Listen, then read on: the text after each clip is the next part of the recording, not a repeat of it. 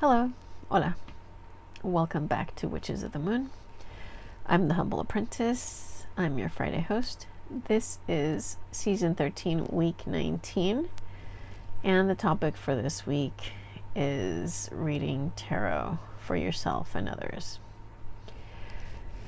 I am going to start with, though, something that's going on right now. So I live in the middle of the country in a rural area. And last week, I found out that the week before I had worked with someone that tested positive for the virus. So I kept myself away from my mom and careful with my children. 2 days later, there was an announcement from the school that a teacher had tested positive. So the entire classroom that she taught was placed under, all the students were placed under quarantine. And then just yesterday, I received a phone call in the afternoon that one of my immediate coworkers that I had worked with this past Monday had gone to a party and come back Monday, felt sick, went home, then got tested and had tested positive for the virus. So it is everywhere now. Our area had been not spared, but it was not prevalent. There was no or very few cases in our county. But now I think it's hard because everything is indoors and people are exhausted of isolation. But this is like, I don't know, like the 11th hour. We need to be careful. We need to, give that extra energy towards protecting the people that, are near us, that we're responsible for, protecting ourselves.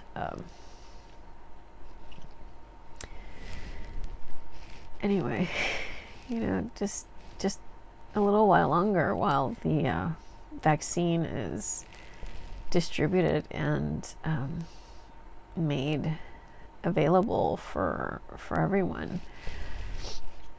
I don't know that that's the complete answer, but at least it's, it gives us hope that one day we will be able to go back to a semblance of the life we led before. Spending time with family that has pre-existing conditions, not being afraid to hug them and getting them sick, that kind of thing. So yeah, just take care right now. It's in places where it was not existent before. So, do I read tarot for myself? Yes. Do I read tarot for others? Yes. I love reading tarot. I love using multiple decks when I read, because having recurring cards reinforces the message. It clarifies the importance of certain cards. And I also like to mix in oracle decks, especially the Moonology. I can't remember who created that deck, but that's a really awesome deck to use. I think I like it because it points me a lot of the times towards a time in the month when it's more auspicious, or I'll have a better outcome when practicing, rituals or spells. One of the fears when reading tarot for others is that you're going to draw a blank, that you won't be able to connect with the card, or connect the cards, the meaning of the cards. And I think one of the things that helped me a lot at the beginning, besides taking a class, a few classes actually, and then going to tarot meetups and groups where we discuss the cards, was actually having a journal and then sitting down and doing like a meditation with a card. So I sat down with a card and I just looked at every aspect of it, starting at the top, moving from one side to the other, and just looking at every single symbol and the colors used in the card. And then I drew the card and I colored the card. For me, connecting the left and right hemisphere really helps the information sink in. I know that not everybody enjoys drawing, and if you don't, I think they also sell coloring books to color your own tarot. And then once I drew the card, I just wrote down every feeling, every word, and everything that I saw in the cards on that page. And then, I moved on to the next card.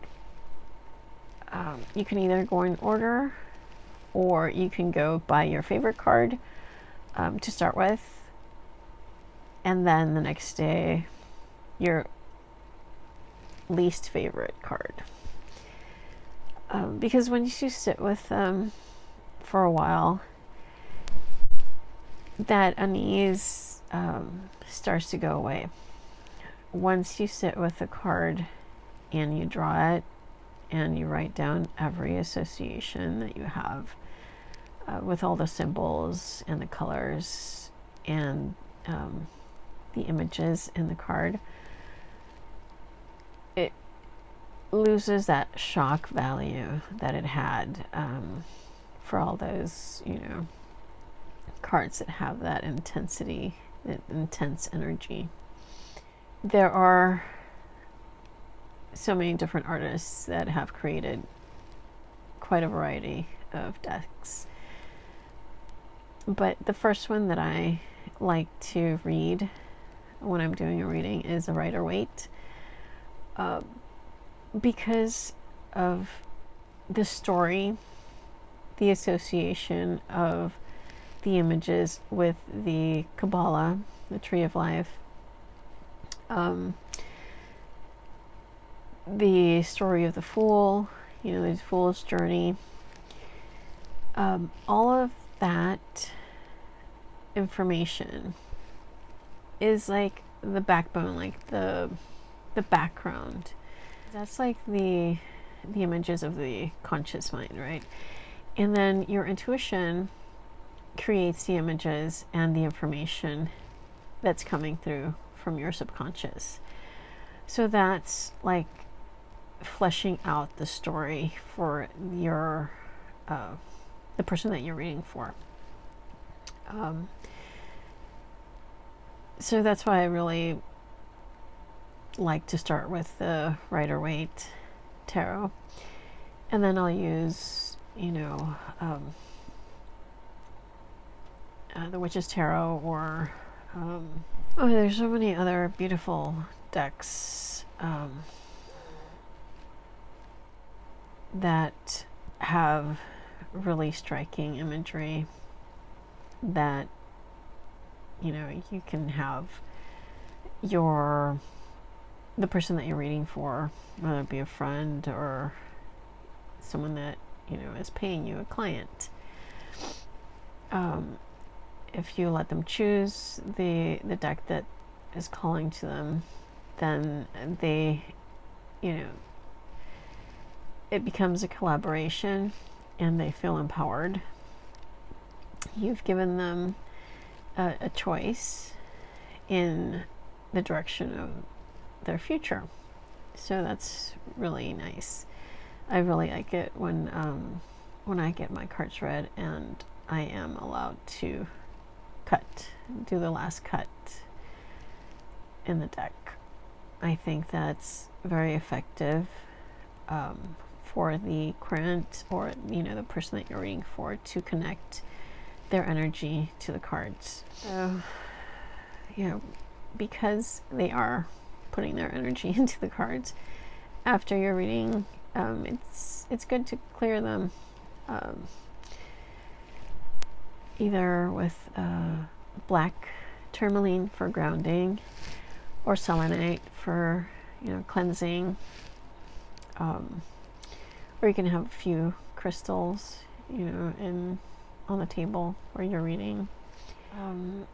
Of course, this is assuming that you're doing a, you know, reading in person. If it's, you know, online or through Skype or something, then you can ask them for direction, like, which way do you want me to cut it? Do you want me to cut it from right to left, or left to right, or, you know, a third of the way down, or just, you know, take off 10 cards from the top, or, you know, if they don't mind, that's fine. But I find that it helps the reading and the person connect, you know, with you and with your reading. The system that I'm starting to learn right now is the Thoth Tarot, or the Thoth method of reading, which is really interesting because it uses astrology, the 12 signs of the zodiac, to describe the energies of the cards. And it's really cool because it really helps me, especially with the court cards, and when I'm trying to associate a personality with the King of Wands or Queen of Swords.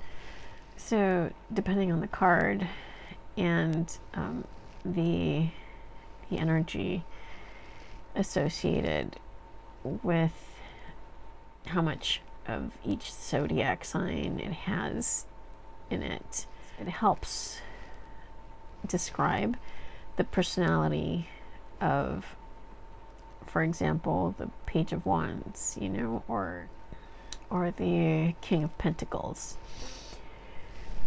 So we all associate each of those cards with descriptions from the Rider-Waite Tarot, but when you go into the zodiac and the influence of each sign, and the amount of energy from each sign in that card, it helps you, it helps me get a better feeling of the personality of the person that's showing up in the cards.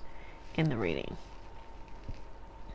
A simple reading that I do for myself is one where I use 3 decks, and I draw 4 cards from each deck.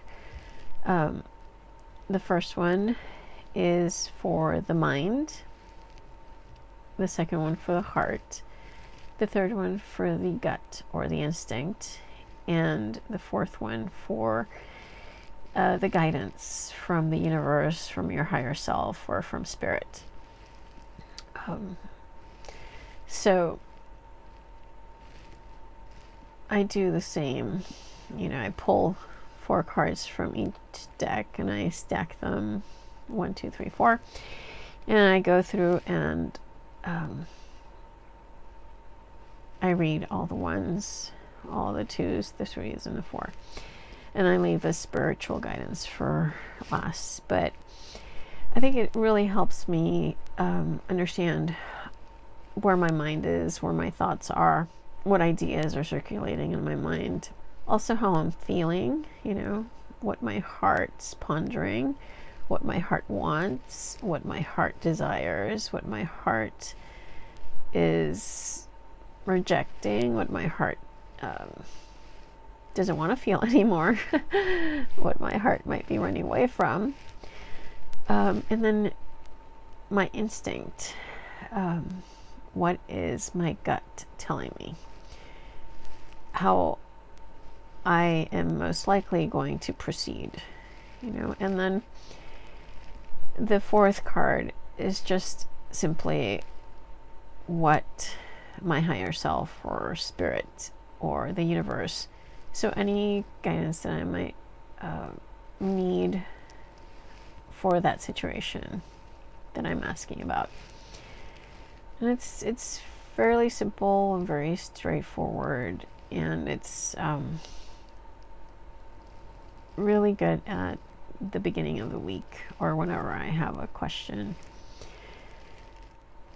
I really like to do divination readings for, when it's close to the new year, Samhain.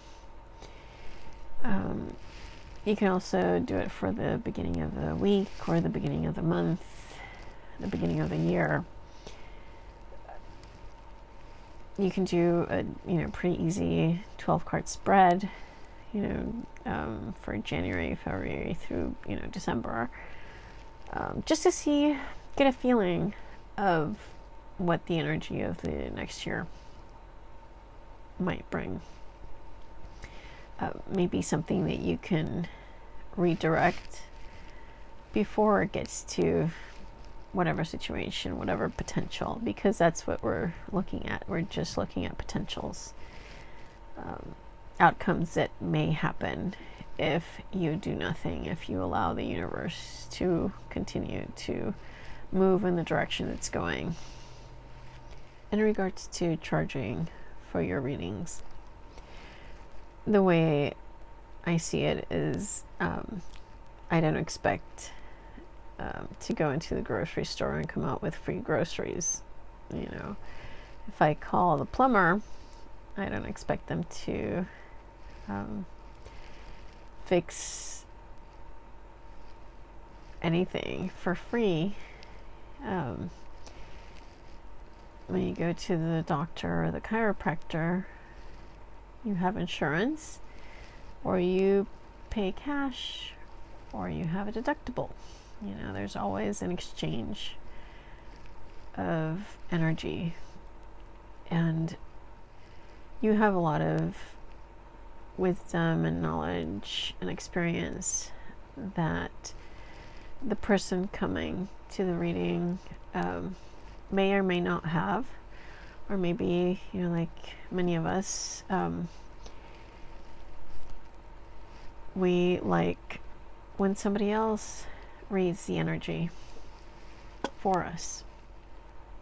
It just makes sense. You're exchanging your time and energy for somebody else's time and energy, in the form of payment, money, or bartering. if you don't want to charge money, you can always ask them to exchange something, whatever they make or whatever they have, for the time and energy that you will spend on the reading. Whatever you think is fair for you, whatever you're comfortable with. So, thank you for watching. Have a good evening. Have a great weekend. Stay safe and blessed be.